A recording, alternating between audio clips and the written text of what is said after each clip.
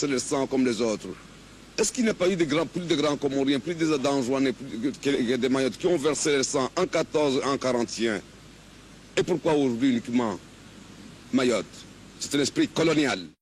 Ahmed Abdallah, qui est d'autant plus furieux du possible largage de Mayotte que le sujet a fait l'objet d'un marchandage électoral au plus haut niveau de l'État français. Un marchandage pour la présidentielle de 74. Exactement. François Mitterrand l'a raconté dans son livre « Ma part de vérité ». Ahmed Abdallah est venu le rencontrer au domicile d'André Rousselet, rue d'Aumale, à 8 jours du second tour, pour lui dire qu'il avait dans la poche 75 000 suffrages tout cuits, mais que, désolé, il les avait déjà promis à Giscard contre l'engagement d'une indépendance des Comores, Mayotte comprise.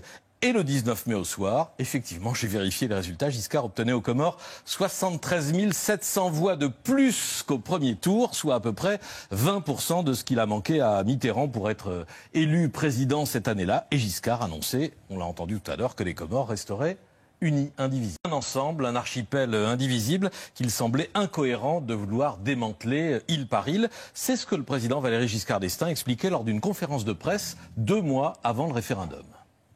Pour ce qui est de l'île de Mayotte, était-il raisonnable d'imaginer qu'une partie de l'archipel devienne indépendant et qu'une île, quelle que soit la sympathie qu'on puisse éprouver pour ses habitants, conserve un statut différent? Je crois qu'il faut accepter les réalités contemporaines. Les Comores sont une unité, ont toujours été une unité. Il est naturel que leur sort soit un sort commun. Nous n'avions pas, à l'occasion de l'indépendance d'un territoire, à proposer de briser l'unité de ce qui a été toujours l'unique archipel des Comores.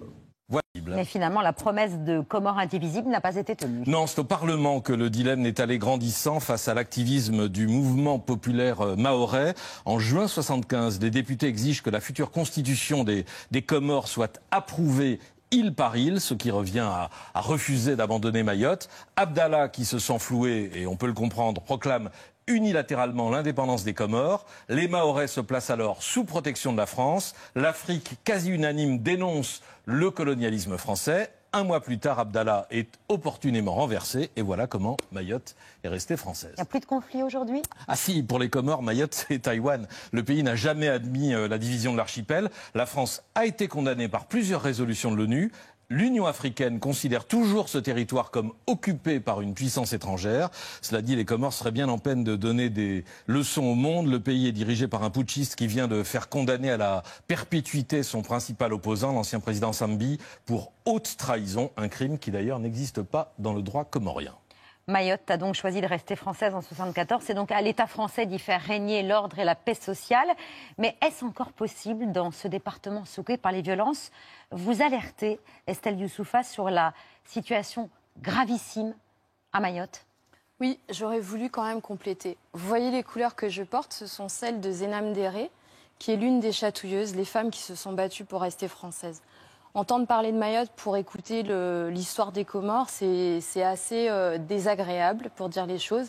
Mais je vais vous dire pourquoi, parce qu'en fait les Comores, c'est une création coloniale. Avant la présence française, il n'y a pas d'ensemble et ni d'unité comorienne. Parler d'un archipel indivisible, c'est alimenter cette fiction qu'ont construit les Comores. Je vais jusqu'au bout de votre propos.